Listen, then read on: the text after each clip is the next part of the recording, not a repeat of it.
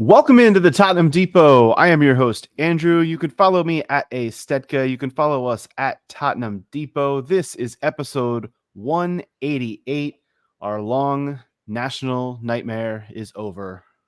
The Tottenham Depot is back after a week away. We took a little bit of time off, but we're back to talk Spurs with you. We've got a packed show. We're going to try and keep it to a reasonable podcast length, but no promises because we have a lot to discuss when it comes to Spurs. There have been friendlies played. There's been transfer rumors and news. We've got some controversial stuff to discuss. We've got a lot of Spurs women news to get to as well. They are dipping into the transfer market and into some partnership deals. So we're going to discuss those. We'll start by throwing it out to Scott. He is at Scott G. Bird. He is with us for this one. Scott, what's going on, my friend?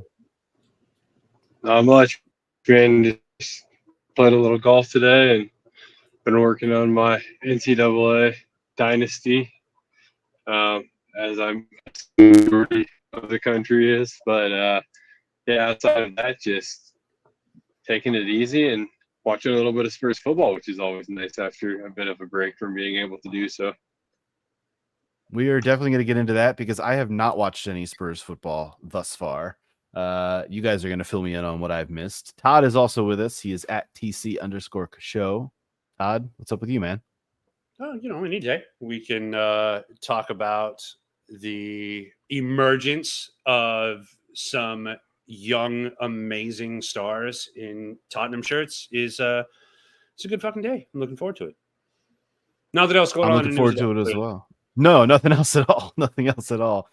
Caroline is also with us at CG Stefko. Kaz, I know you're in a new location now. A little bit of a move. Hope everything has gone well for you. How are things on this fine Sunday? Oh, they're good. We got internet set up, so that's the most important thing. I've been squeezing in these Spurs friendlies in between family time. I had my family reunion last weekend and then had my sister come and visit for a couple days. So yeah, it's been busy, but it's been good. It has been busy. Everybody's been really busy, and Spurs have been busy. Like I mentioned before, 2 friendlies already in the books for Spurs, a 5-1 win over Hearts last week, and then just yesterday on Saturday, a 2-0 win over QPR. Like I mentioned, have not seen a lick of these. I was out of town. I was busy. I don't really care that much about preseason friendlies, to be perfectly honest. I don't watch spring training baseball. I don't watch a lot of preseason friendlies unless they're like right in my face and there's nothing else going on. So I know some of you guys did take in a lot of these. So I'm just going to kind of kick it over to you guys. What were the takeaways, Scott? I know you had some from at least one of these matches. You watched a good bit of the Hearts match. Is that right? Or was it the QPR one? Yeah, I just watched the Hearts match. I did not get a chance to tune in to QPR, but I think the Hearts match was exciting. I think Hearts is unfortunately pretty bad. We'll put it lightly, but I didn't take a ton of stock in that match, I guess, in general, because of that fact. I think they would, again, use the word unfortunately, get relegated from the championship, to be honest. But it was still fun to watch some of the younger guys play. I thought that Devine looked really good. I thought Mikey Moore took a wonderful chance for his goal. It was a beautiful assist from Jed Spence as well, who had an equally good game to the 2 I've already mentioned. But yeah, overall, I thought Spurs looked pretty clean and crisp and showed that they've been preparing to continue to progress under Ange Postecoglou. And outside of the academy piece, I think the one thing that really stood out to me was Madison looks like he's found some form again and was involved in our first goal and played really well. So good things to come.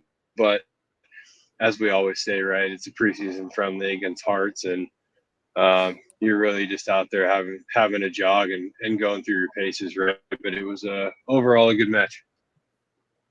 Maybe James Madison is trying to make England pay for not having him on the squad for Euros, because that's another thing we haven't even discussed, the conclusion of Euros and Copa since we last potted. But TC, you checked out some of these preseason action as well. What were your big takeaways? Any of them from these first 2 matches? Yeah, what I love to see is flexibility in Ange players, and that's what Ange loves to see as well. So guys like Jamie Donnelly playing left back, guys like Archie Gray playing center back, guys like Alfie Whiteman and Lucas Bergvall being able to kind of slot in and go where needed has been really impressive to see. I thought Jed Spence over the course of the two matches has done a lot to earn himself another look. I don't know if it's going to make much of a difference in Ange's eyes, but at least earn himself a spot on the plane for the Asian tour. And Will Langsure looks like a 17-year-old Harry Kane. So let's freaking go. Nothing wrong with that. I would be in favor. Caroline, what about you? Any takeaways? So good, Andrew. I mean, I'm in favor. I'm in favor of it all. I think the thing I do like about the preseason is just the ability to get a look at a lot of these young players that we don't really know anything about. And I know that it's more about what you say too, the flexibility, seeing where they can play, seeing if and how they can fit into an Ange Postecoglou system. The Jed Spence one's interesting too. It's actually something I had for a little bit later on the rundown, but we can touch on it right now. Alistair Gold does report that he's going to make the trip to Asia later this week when the club, make their preseason trip and play a few friendlies over there. I don't know what to make of this, because I think that if you would have gone back 6-12 months, nobody would have thought Jed Spence was going to be part of this team's plans. But Caroline, is there any saving grace for any of these players that, like Jed Spence, that maybe there is a rebirth to be had? Yeah, it was surprising to me kind of to watch his performances in these two games, because it felt like he was halfway out the door already. He'd been really strongly linked to Genoa, I think it was. But to me, he looked like a player who really was fighting for his spot on the team. And I feel like that's going to go a long way with Ange, someone who's putting in the effort. And honestly, he played really well. I mean, he was great on the ball. He was creating, he was finishing a chance. It was hard to find too many, faults. I think in the last game against QPR, he had a few passes go astray, but certainly I felt like this was some of the best play we had seen from him in a Spurs shirt. It's maybe not great that it came in preseason, because, you can't really extrapolate that too strongly, but yeah, I feel like, we'll see if that continues throughout the tour in Asia, if he's actually going to get a shot to stay with the club. But I enjoyed seeing that from him, kind of like Scott and Todd said, seeing the younger players, the newer players come in. I liked what I saw from all of them, especially Archie Gray. I thought was really impressive, especially considering that he was not even playing his preferred position. So that really speaks well to his versatility. And I also enjoyed just seeing the goalkeepers that we don't normally get to see. Brandon Austin especially had some great saves, and I feel like there's a decent chance that he could be challenging Fraser Forster for that second keeper spot, because I don't think any of us have felt confident with Fraser. As nice of a guy as he is, he's got his weaknesses. So yeah, that was interesting. I guess when it comes to the Jed Spence conversation too, Scott, like there is a perceived problem at this club in terms of English-born players, and that would help alleviate that. If you're talking about a player that we didn't think was one for the future and one to stick around under Ange, and maybe now he is in that category, perhaps. A lot still to be determined over the next handful of weeks and months, but if he is one, quote unquote, for the future and for Ange, that would help alleviate some of that issue, right? Definitely. I think it's interesting that we talk about both Archie Gray and Jed Spence back to back, because I think those two situations are fairly connected right now. I think we maybe had this idea as fans that Archie was coming in to back up Pedro Porro, but it seems more that he's coming in to compete with Basuma for that sixth position. And he played a lot of left back last year too for Leeds, so he's going to be able to fill in for Destiny when he's not available. So I think having Jed Spence around who can play on either side as well makes a lot of sense, because I don't think you you can rely on Archie Gray to be your out and out backup fullback on either side. I really think by the end of the season he'll be playing in the 6 fairly frequently. I really do believe he will. And to Caroline's point, I'll just piggyback off of that a bit. He really was fantastic in that match against Hearts. And I think more than anything, when you've been at the club for a handful of days, 4 or 5 days at that point, roughly, right? And you're asked to play out of position in a system that's brand new to you, it just shows that there's immense trust from Postacoglu. And everybody's gone on and on about how this kid is a pure footballer that could play anywhere, bar goalkeeper if asked to do so. And even as a striker, Harry Brooks had said a couple of times on Twitter, right, that he thinks this kid, give him 6 to 9 months as a striker and he'll figure out how to do it, right? So he seems to just be a very talented footballer, and to come in and play center back within your first week at the club, like I said, really shows how impressive he is and why we were willing to pay $40 million for a teenager, right? So I think big things to come from him. But anyways, all that to say, I think him and Jed Spence are fairly connected, and having Jed Spence around will be really, really good for the organization, and looks to be a serviceable little inverted right back from what we saw in the preseason friendlies, and I'm really happy for him. I know there was also a little bit of a Lucas Bergvall injury scare at the end of the QPR match. We'll hope that he can go on the tour, but the tour is set for later this week. Spurs are going to be playing their next preseason friendly on Saturday in Tokyo. And I believe that's the one against Vissel Kobe, correct? And then they go on to Seoul. They'll take on a K-League All-Star team, and then Bayern Munich the following Saturday. So two matches up against Bayern, which I know will bring a smile to Caroline's face. And who knows if there will be any more closed door matches. There was one a few weeks ago before these two most recent friendlies that those always tend to kind of pop up, but those are always also more like glorified training sessions than actual friendly matches if they're behind closed doors, which is totally fine. It's just a good way for the team to prep. But the tour is upon us, and we'll have to see, Jed Spence, who joins Jed Spence on the plane, I guess, because Jed Spence is the one that we kind of know is going. I'm sure there will be plenty of other players going over. I would not expect many of the players that were involved in either the Euros or the Copa to be traveling. We'll have to see. But also, now that those tournaments are wrapped up, we are starting to get a lot more of the transfer rumors, and the transfer wheels are starting to turn a lot more. We did see last week, one we did not touch on, but is a little bit of old news now, is Troy Parrott has moved on. He's gone to the Eredivisie. AZ Alkmaar pays about £6.7 million with a 20% sell-on fee for the 22-year-old striker.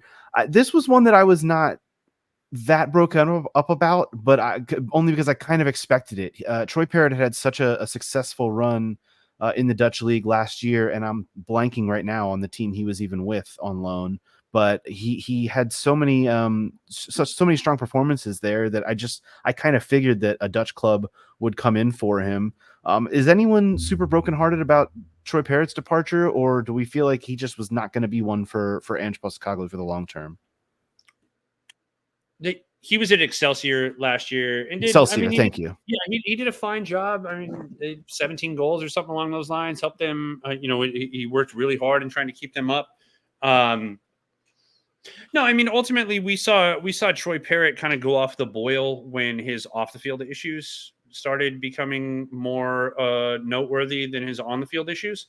And it was about that point in time where you kind of saw his career divert. So the fact that we were able to capitalize on a fantastic season for him in the Eredivisie and get what we got for him on the way out the door is pretty solid business. Yeah, I don't tend to disagree. I think it's just a matter of the club obviously feels a little more confident of some of the other young talents coming up the pipeline at striker position. And we were able to get a fee for him, so it makes good business sense and probably, good sense for his career. So farewell to Troy. And a nice sell-on fee as well, which is, that's always, I think, going to be the case. No other big moves done, but some other big moves almost officially done, it seems like. The biggest one being Pierre-Emile Højbjerg. And Todd, I want to start with you on this as well, because We all know He's that he off is your playing Viking. in Olympic, and he's in Marseille right now. Like, I know, but I'm just this is the fucking old school journalist in me. I'm not gonna say nothing's been officially announced, so we'll talk about it allegedly as he's if it off has the been. plane in Marseille. All right, fair enough. But yes, a package said to be worth near 17 million pounds to Marseille for Højbjerg. I know there was a little bit of consternation about that not being a high enough fee, but People are I felt like with 1 year, yeah, thank you. That you'll say it more bluntly than I will. Again, that's the old school. I'm trying to parse words here, but with 1 year left on the guy's deal, I feel like that's a more than respectable fee, especially in this market. Incredible fee, especially when you consider the fact that we bought him for like $3 million in an old hot dog cart or something along those lines. An old Kyle Walker Peters. Yeah, whatever. Not that old The wrong Kyle Walker is who we sold him for. Yeah, you got it. The wish Kyle Walker. Yeah, man. Like, yeah, no. Realistically, this is a guy, and like I'm the biggest PEH guy on the pod, arguably, but this is not the fit for him in terms of system. So, I mean, this was always something where PEH was a loyal servant to this football club when this football club needed loyal servants. And I will always remember him for that.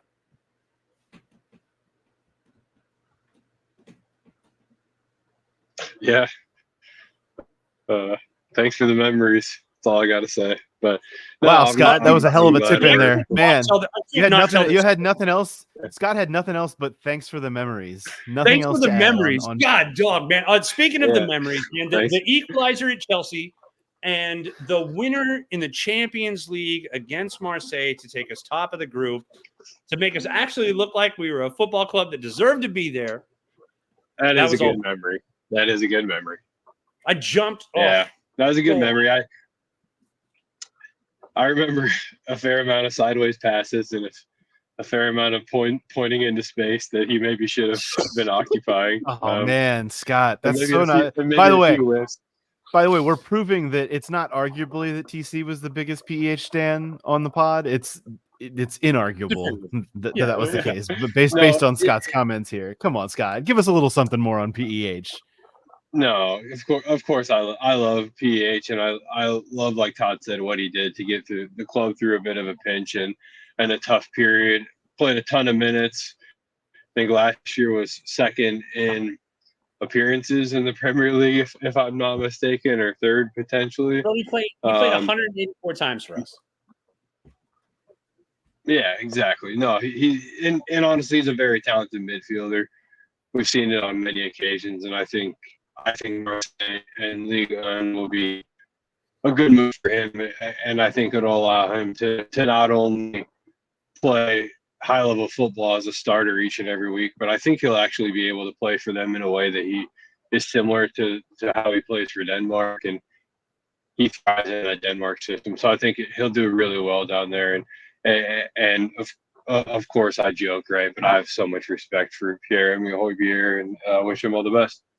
Listen, man, they've made a lot of B-team Arsenal players look like serviceable first-team footballers down there in Marseille. So I'm sure PEH will get a run. Kaz, did you have any words of farewell for Pierre-Emile Højbjerg? Well, I think he was always a very dependable player, as you would say. His best ability was his availability at times. I don't know. I kind of hate for him that he has to go play with Mason Greenwood. That feels gross. Yeah, that's a shame. That's like the only sort of association I have with that club at the moment. Super gross. But I hope he will be able to get that starting role that he's looking for and, continue his career, because he's only 29. So he's still got quite a few years left in the tank.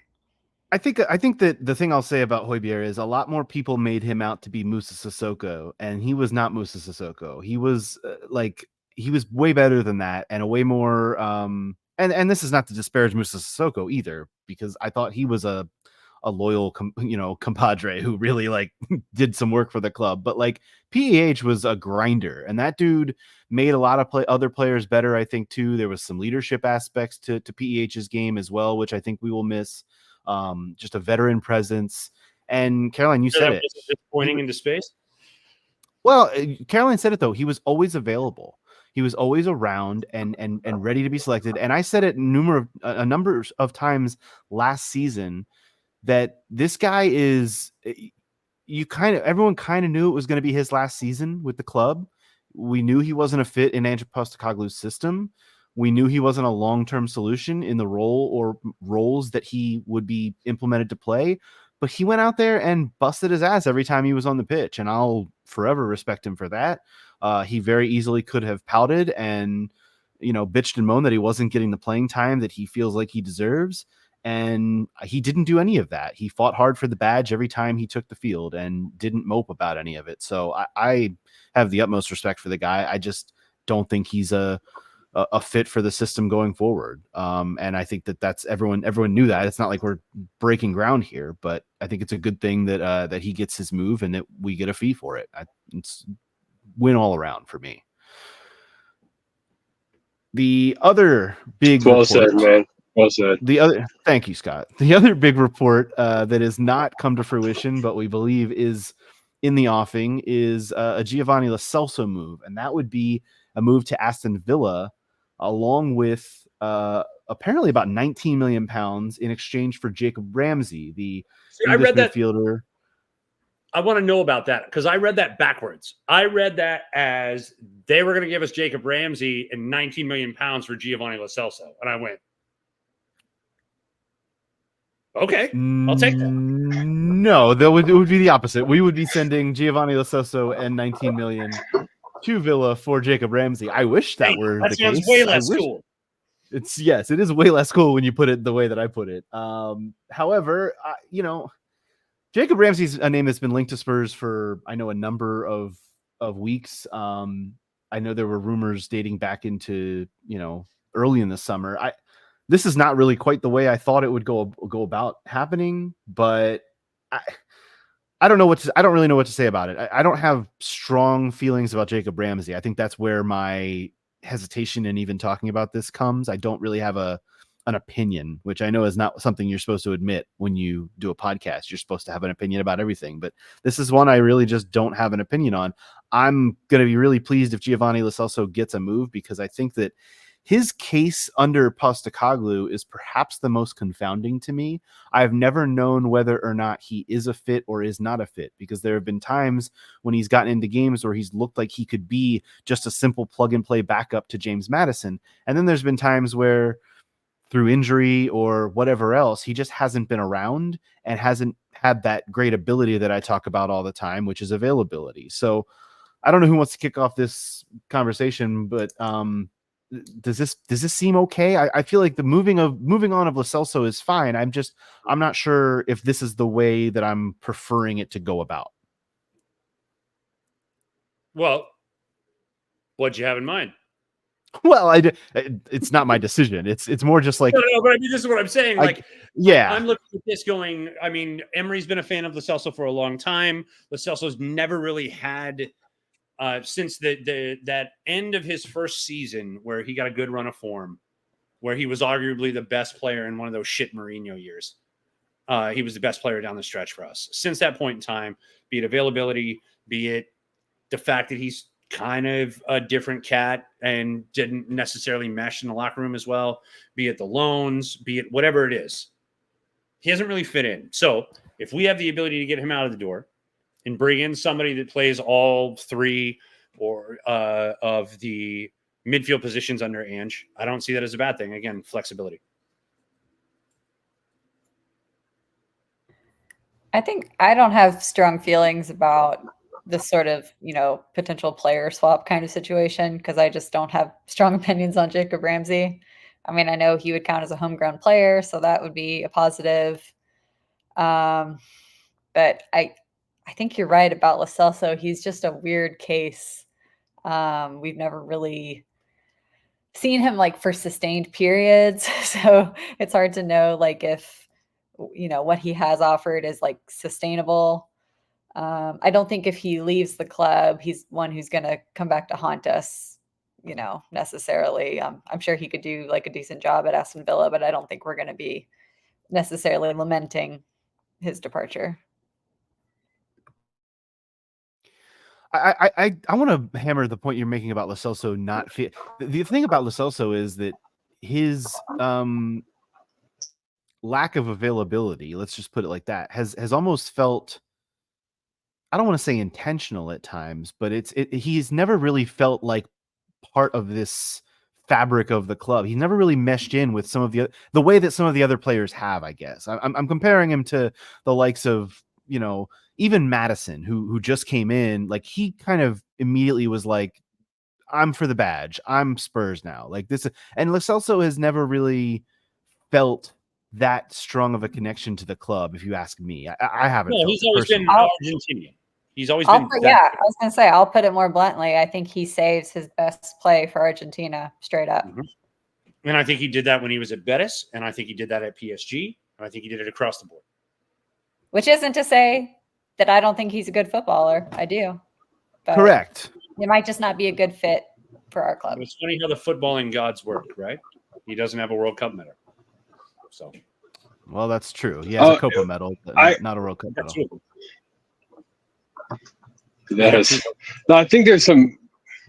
Well, I think it's worth looking at Jacob Ramsey too. I mean, I'm not gonna pretend to be like super hyped about bringing him in because I'm fairly indifferent. But 107 Premier League appearances, he's won 162 tackles, so averaging a tackle and a half a game, serviceable. 347 recoveries in those 107 appearances. 60% tackle success rate. So I think he probably brings some qualities that Ange Postecoglou is pretty interested in, especially when you play, such a high octane, high press system like we do, right? And at the same time, you're expected to be able to have the ball at your feet when you're a defensive ball winning midfielder in the system, and it looks like statistically fairly serviceable there too, right?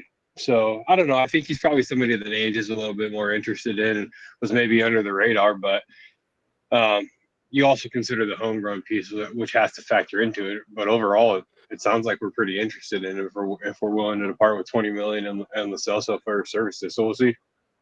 So I agree. The homegrown piece is a big factor. I guess the other part of it to me is he's not only a mystery. There's just questions about how he's a fit, if he's a fit, but there's the injury questions as well with him. He's been injury plagued, and I don't know if we're doing the thing where we're swapping, injury plagued midfielders, but also paying 19 million on top just to get rid of the one that has been here for a while. But if that's the case, it's not my money, and I'm also kind of like, if it's a matter of just out with the old, in with the new, and we're paying a tax on that, again, not my dollars. We're a big enough club to be able to handle those kinds of things, and I'm frankly okay with it if it's a simple bookmaking thing and we're getting the homegrown player on the roster and having to pay some money to do it. I'm actually weirdly okay with that. Okay, well, I just want to know how much better he is, because essentially we're not saying that he's going to start. He's squad fodder. He's midweek. He's a midweek player, right? So how much better is right? Well, just for the sake of saying, right? How much better is he than Lucas Bergvall? How much better is he than Mikey Moore? How much better is he than Alfie Devine? Like, we have these players that check the same boxes in our system right now for free. Fucking, I can sell Lo Celso to Spain, keep the people I have, pocket all that money, and Bob's your uncle. I don't need Jacob Ramsey. But I don't know if Lo Celso wants to go to Spain. Well, I just don't know the golden class at this point in time. Correct. And so it's hard for me to say. The one thing I do want to point out is reports are just coming out right now that, and so unconfirmed, but reports are coming out right now that we inserted a sell-on clause in the PEH deal. So that's some Daniel Levy business for you. That's interesting to me too, because it's not like he's a young up and comer. I mean, we're talking about a veteran if he goes player. to Marseille, he wins like PSG's down, right? If he goes to Marseille and he wins a couple of French leagues, and he can go back to Germany or something along those lines, and they sell him for 20 million, and we get a little 10-12% of that, but can't complain. Fair. I look, I'm never going to complain about that kind of stuff, but yeah, on Ramsey though, I think it's just the mystery of it all is what's it doesn't lead to a good podcast segment, which we're still doing anyway, but it's like we just don't know. We don't know enough to know how he would fit in, and the Lo Celso part of it to me is the, I guess, more interesting part, in that I'm just kind of ready to move on. Lo Celso also has some weird, there's some weird connection with Ndombele with Lo Celso to me too, because they came in at the same time, and those two were supposed to be the second coming in the midfield for us. And now that Ndombele's been gone, it's like, all right, let's just, it's continuing this clear out that has been needing to happen for many years is part of it for me. Yeah, that's really, really fair. And like, honestly, I don't think that the Lo Celso that we have now, I don't think that Lo Celso's value is ever going to be any higher than it is right now after being the reason why Argentina just won the Copa. And so if you're going to capitalize on moving him on, now's the time to do it. However, I'm going to tell you right now, Jacob Ramsey is not the move. 121 times he's played for Villa. He's got 13 goals. You can keep that. That's PEH. What are we doing? Well, right. You said it. He might just be squad fodder. It's just a different package, right? So pocket that 19. Ship the Celso someplace else. Let's get in some. What's his name? From he played with Ange. He was at Ange, a little Portuguese kid. He's in Saudi Arabia now. Gosh darn it! Jota. Oh well. Yep, that's him. Jota. He's awesome. Jota. Yeah, he's awesome. So why not pay the money for him? I mean, I don't disagree, but that's kind of why I brought up his defensive statistics earlier, is because maybe he's really not brought in. He's 13 goals and 9 assists.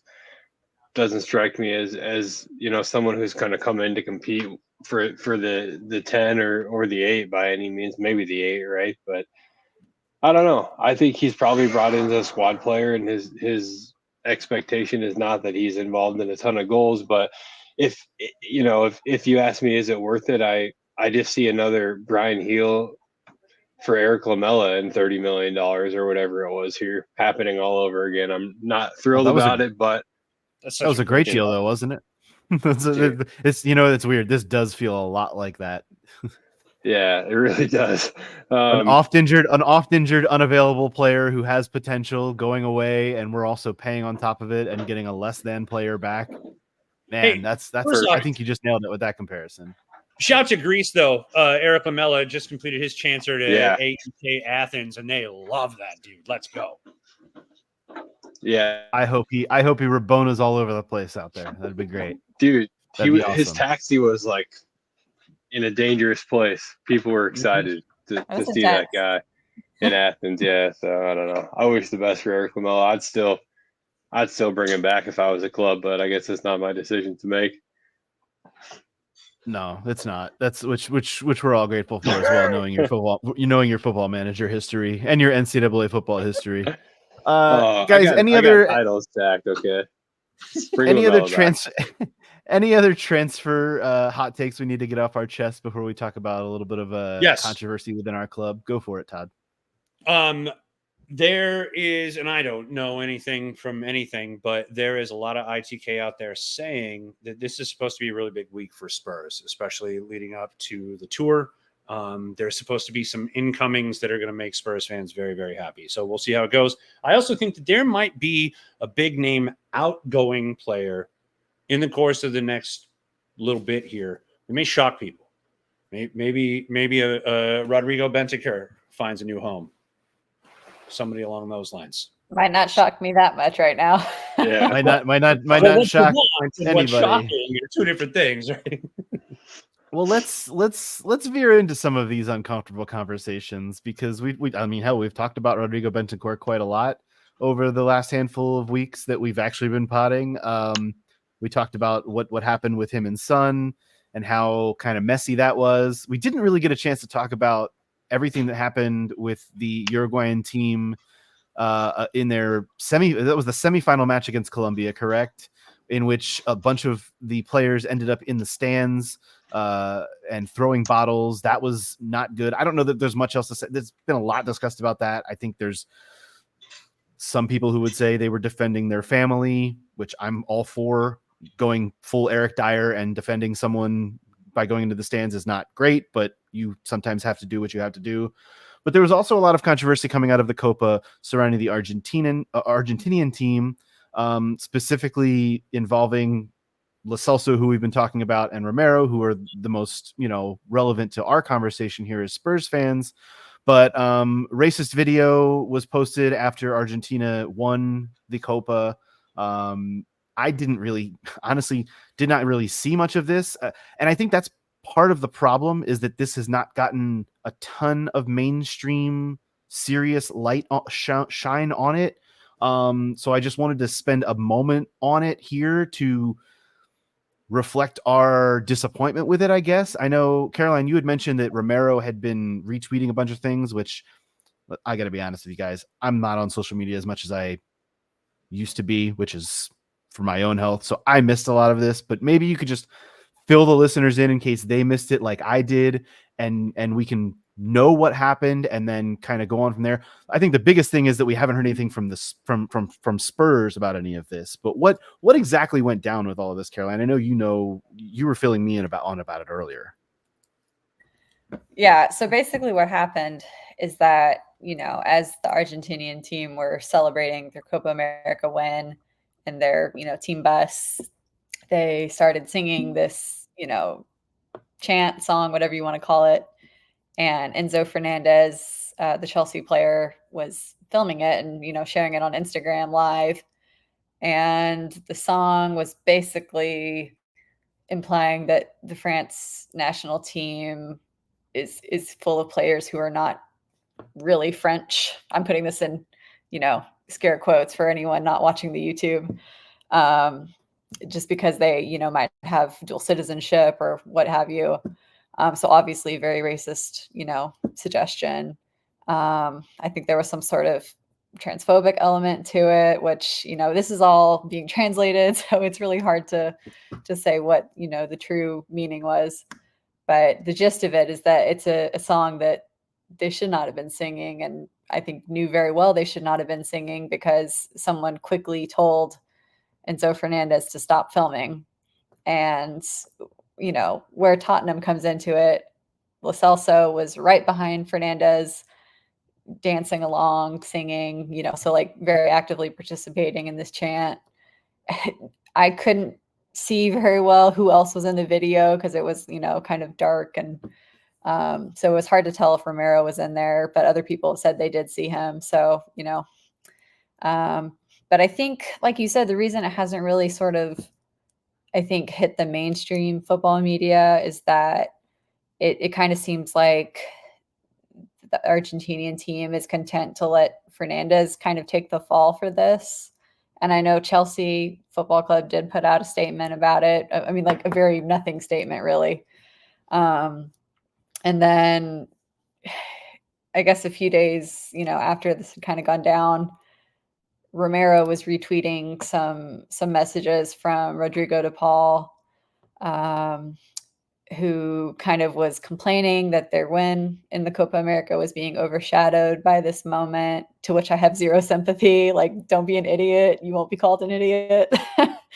And then, oh gosh, what was the other one that was just, he basically, making excuses and kind of trying to imply that the people were taking it, too seriously, and that it really wasn't a big deal.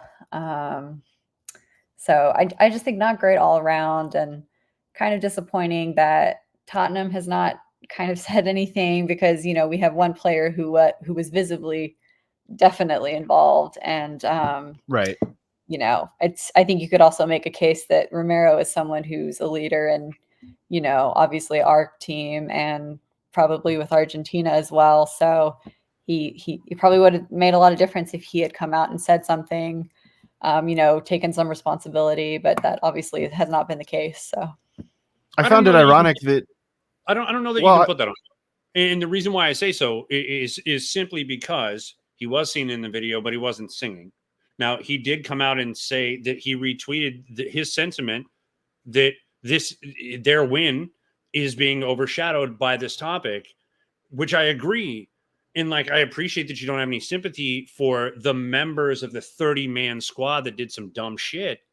But the rest of the team, the rest of the federation, the legacy that they've built over these 4 international tournaments between the 2 Copas, the World Cup, and the Finalissima has been nothing short of incredible. And if anything, I think that Tottenham is doing the right thing by saying nothing and quietly behind the scenes trying to move Giovanni Lo Celso. I think that's saying a lot without saying much. But in terms of Tottenham coming out and making a statement against it, like, sure, but I don't know that that's our place. Well, We're not. but we did just have another incident with Bentancur, so I feel like this is really something that they got to get on top of. Well, it's a different situation, and you can't just say because Rodrigo Bentancur threw some shit into the crowd that Cuti Romero needs to stand up and say some stuff about the dumb shit Endo Fernandez did. Well, it's more about what I think it's more about what Rodrigo Bentancur said in reference to Son. Right. Oh, and the club has come out and mentioned. I thought we were talking about the things that the club hasn't discussed.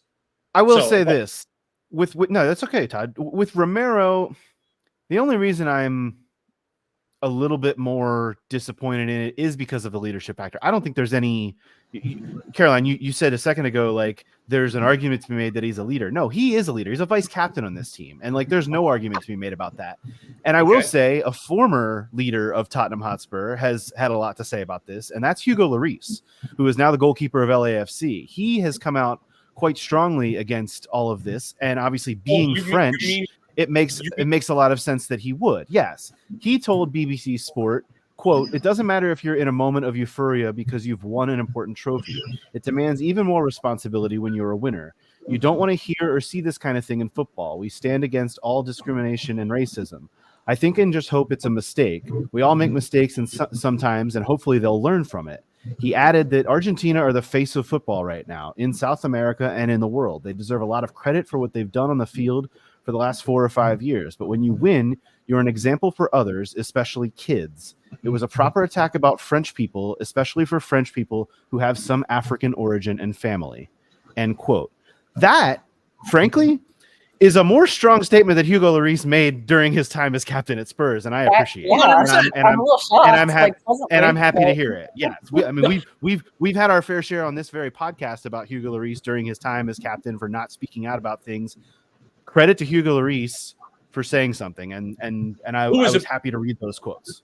Who, by the way, was a beast for LAFC last night. Absolutely out of his skin, saved that match for them. They won 3-0 against Seattle, but it was because of Hugo. So Hugo's having his time in MLS, which we love for him. So here's the thing. Cuti Romero is a leader for Tottenham Hotspur, and I agree with you on that. Cuti Romero is not a leader yet. Like, he is a badass, but he's not quite the guy in the locker room for Argentina because Angel Di Maria was still there going into this.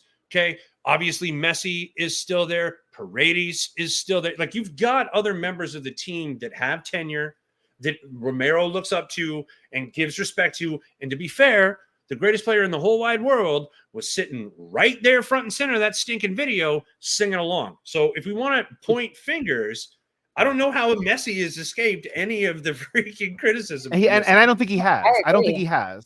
And it stinks all around.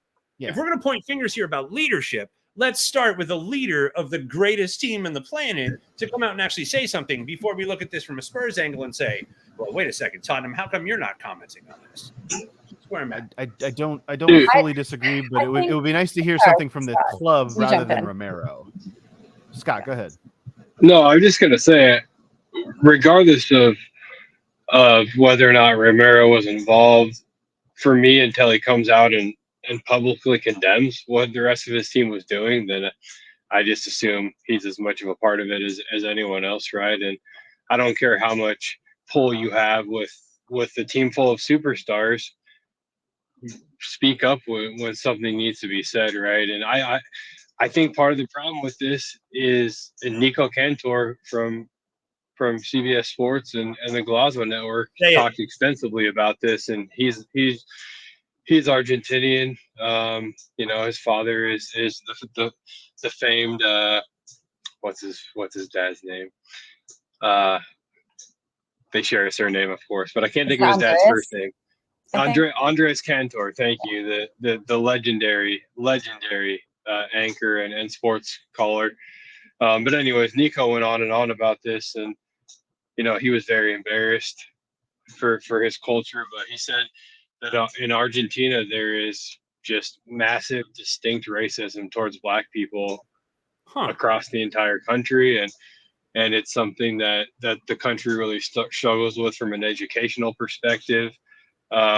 Is that rooted in there, or did that start like late 1940s, 1950s time frame? Yeah, I mean, there's a lot of history that I don't think it matters though. Like this is the world we live in, No.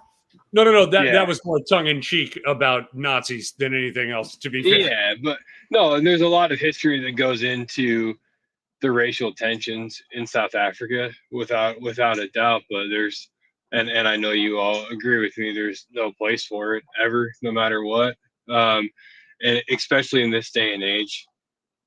First of all, you shouldn't be racist. Second of all, if you are, don't fucking videotape yourself doing it and share it with the rest of the world, right? Like there's so many things that are wrong with this situation. And for me as a Spurs fan, I would expect Cootie to come out and condemn it if he doesn't want to be seen as a part of it. He has Black teammates, Udogie, Basuma, Sarr, who, if I'm any of them, I'm going up to Cootie Romero and asking them, like, were you singing? Why didn't you stop it from happening? We saw Fofana retweet the video, Fofana from Chelsea, right away from Enzo's feed and condemn it, right? It's going to be messy for a lot of those guys as they go back to their clubs and have to look in the eyes of their Black counterparts. It's not going to be easy for them, and I don't care. It shouldn't be, right? Maybe it'll be an opportunity for them to learn and grow a little bit. But I mentioned this on Twitter the day it happened, and I'm just really tired of having players on this team that I can't, in good faith, cheer for, right? Without thinking like, God, they're kind of shitty. It's been hanging around the club for a little while, dating back to, in my opinion, the time we signed Basuma, right? And then you had Bentancur to the list, and now this, and it's just, I don't know. It's just disappointing from my perspective, and I'm just a little bit tired of it. And, Todd, I understand what you're saying about why should Tottenham have to come out and say something, because like the club itself. It's not should, it's just what's the value in it? Well, and I'll tell you what I think is the value is we keep seeing a failure of leadership from, for example, FIFA on issues like this, CONMEBOL, this was their tournament. So the question really is who's going to take accountability and who's going to demand, that these players show some responsibility and own up to their actions. So I'll take it from anyone, basically. I want people to stand up and say, like, what is wrong, and demand better of each other, because I don't think the higher ups are demanding it, which is sad. That's a fair point. That's fair. Yeah. I'm not sure Tottenham Hotspur is also taking leadership in the realm of not getting involved with shady companies and their sponsorship deals. And that's the next controversy I want to talk about briefly here, because we know that BetMGM has jumped in as a training kit sponsor. That's been in the works for a while, but we got our first look this week too at the new sleeve sponsor, which replaced Cinch. And that is Kraken, a cryptocurrency company. I didn't know much about this as well. Like, guys, summertime, I'm taking a little bit of time away. I'm not paying quite as much attention, but I saw the photos.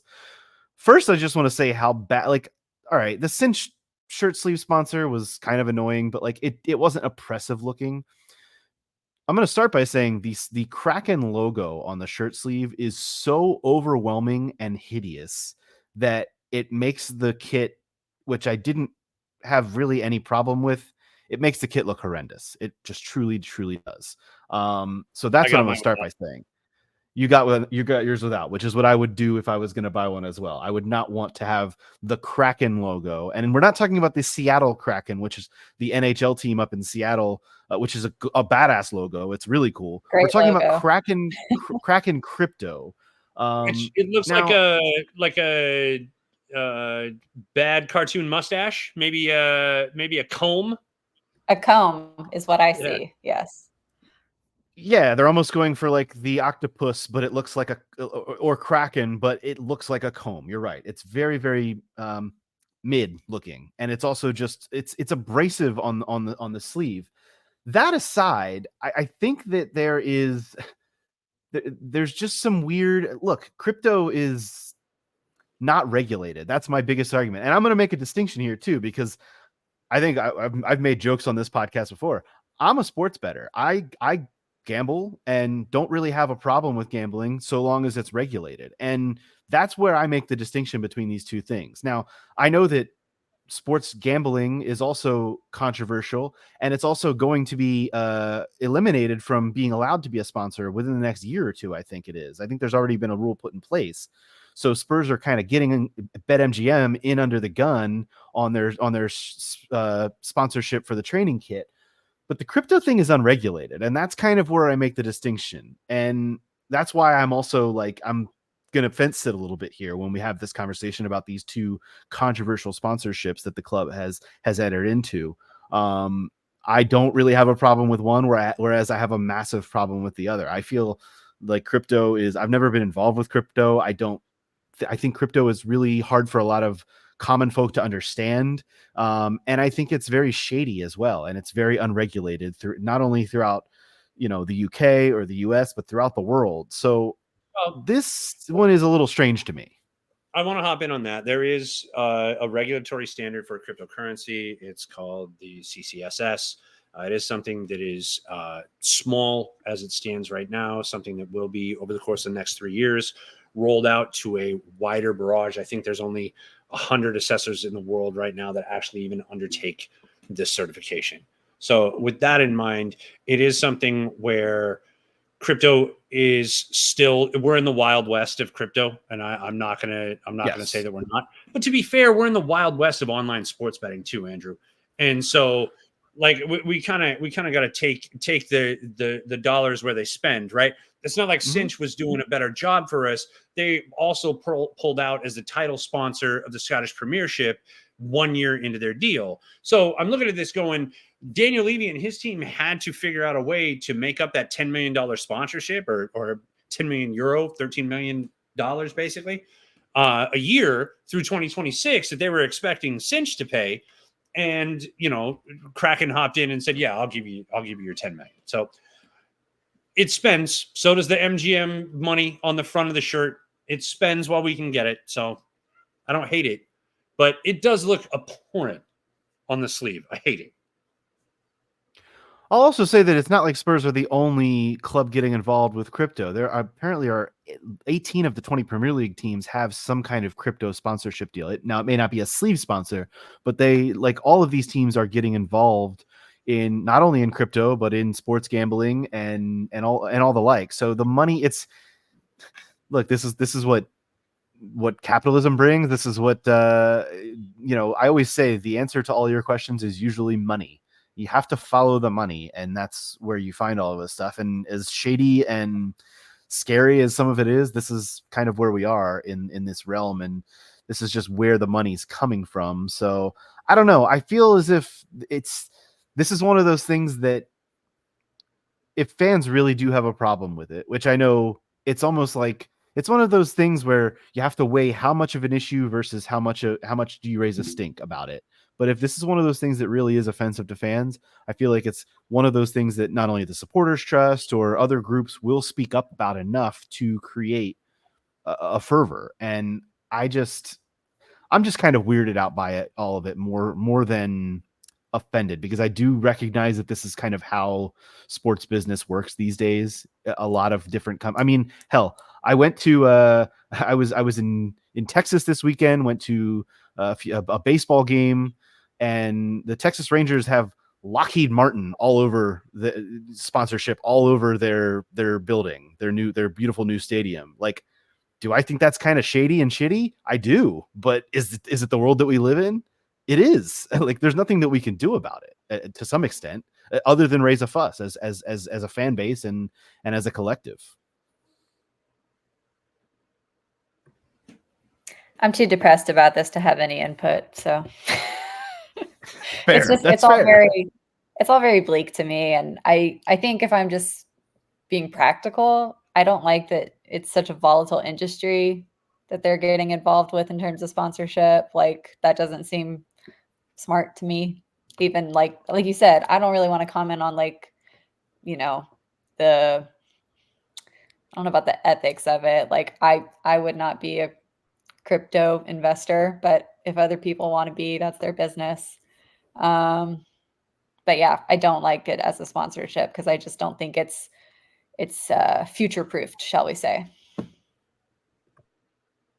Well, Yeah, I mean, the Kraken deal is also so the Kraken deal is future-proofing. also being more connected to F1 through the program that Spurs have with the F1 track at the stadium as well. So there's a lot of intermingling business deal parts with this deal as well. Scott, did you have anything else to add on this? Not really. I would just say that the the kit sleeve sponsorship looks awful, as you both have said. It looks awful on the home kit. The entire away kit is an absolute disaster. If we want to shift to talking about something else now, other than the Kraken sleeve sponsorship, I do have something to add briefly on that, and that is that Todd said he bought his without the sleeve sponsorship. Spurs are also selling the shirts this year without the sleeve sponsorship. None of the inventory for shirts sold by the club will have the sleeve sponsorship on it for the coming season. Now, next season, that will probably change. But this year, that is a note in the press release that for the 24-25 season, all kits will be sold without the sleeve partner logo, which I guess is the somewhat saving grace on them. But we're still going to have to look at them all year when we watch games, which I think is punishment enough. But Scott, you said you after seeing the away kit, you were not a fan. Is that what you were trying to get at? It's awful. It's terrible. The shorts don't match the kit. That's the thing that bothers me the most. It's a really rough kit, and it makes me feel like someone was playing the joke at Nike when they submitted that bid for Spurs, and then somehow it happened.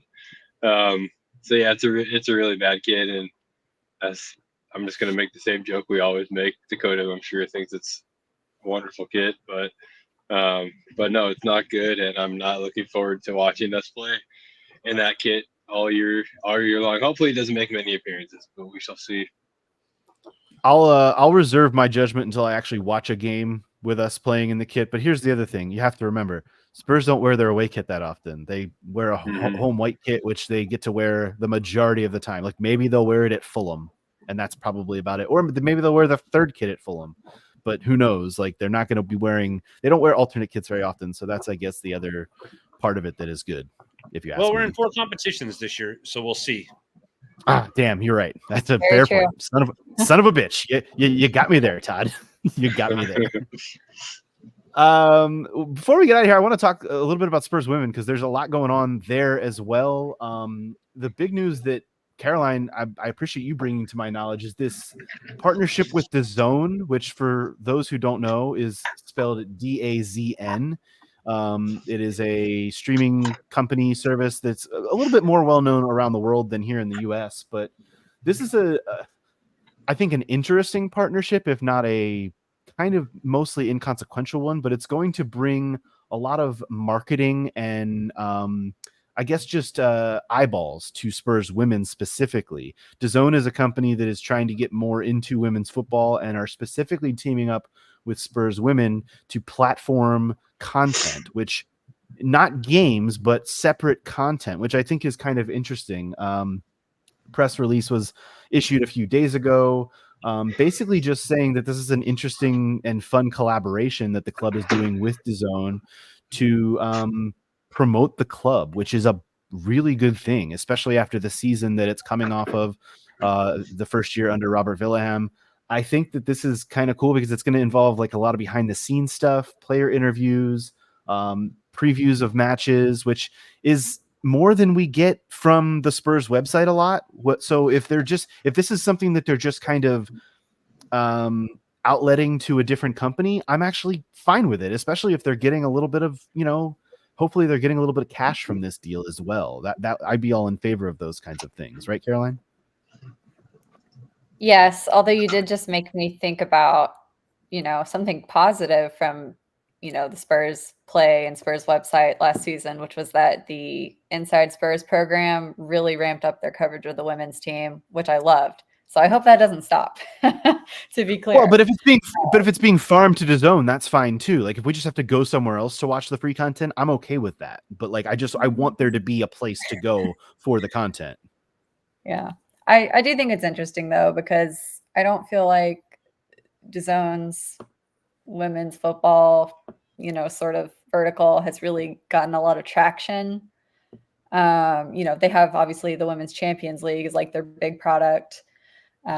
So it's interesting to see them sort of kind of veer into like the English football and try to dip their toe into that. So we'll see how it works out. It could be absolutely nothing, we'll see.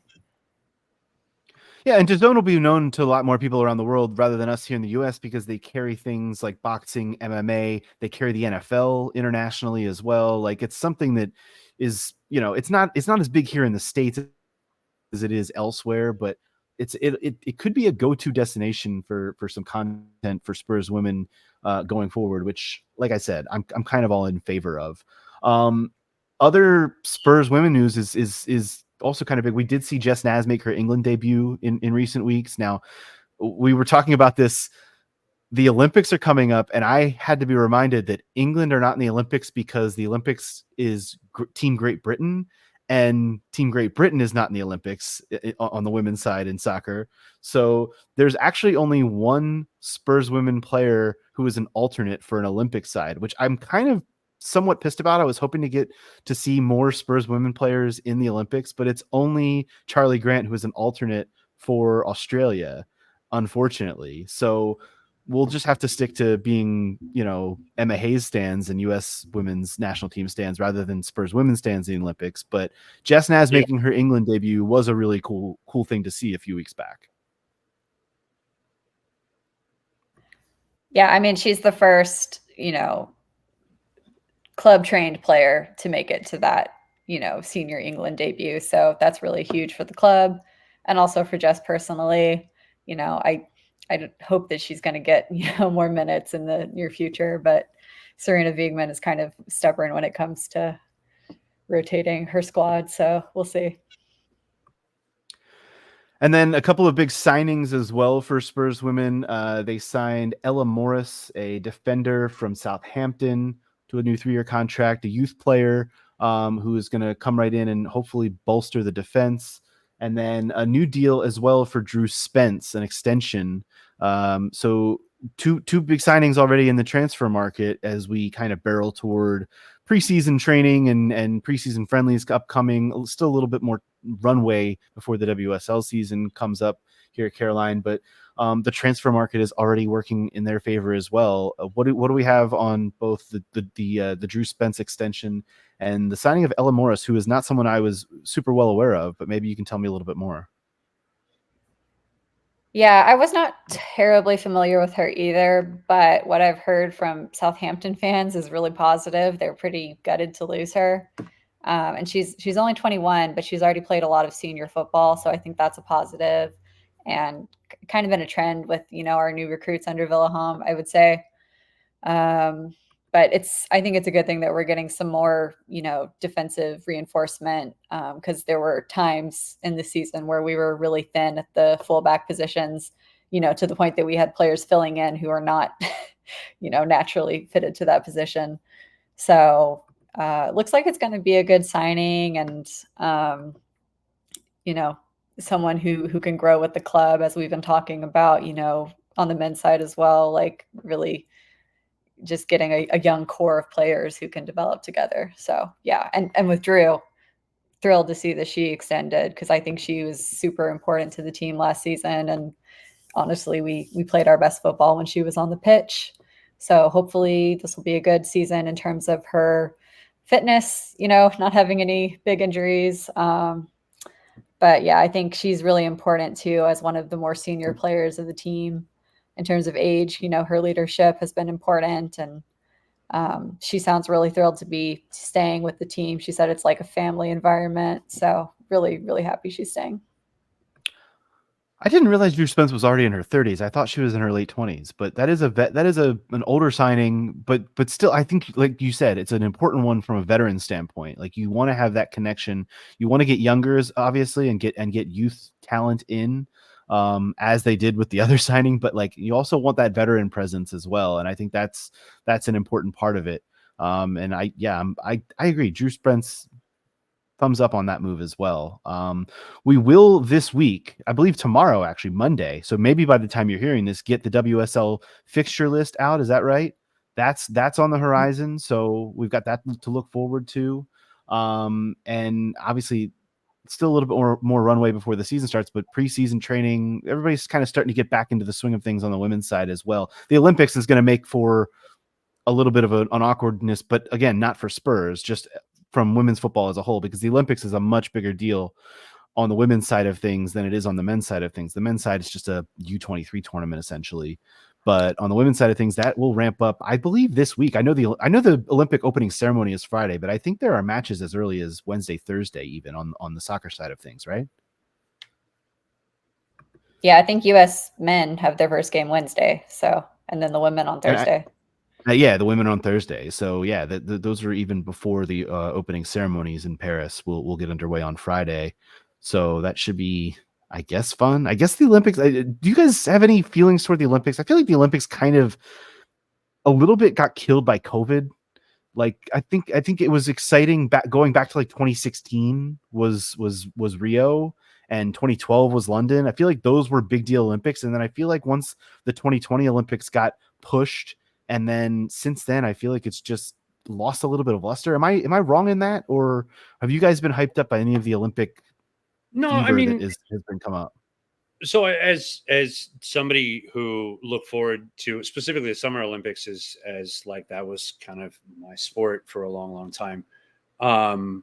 96 was like one of the most important Olympics of my lifetime. So like that's in like the 2000 Olympics was I ran with a couple of guys that ran in those Olympics. And so like the Olympics has always really meant something to me. However, majority of those motherfuckers work at Home Depot in the 4 years in between. And so we don't really hear a whole lot about them, right? So this sneaks up on us once every 4 years and we're like, oh shit, yeah, America.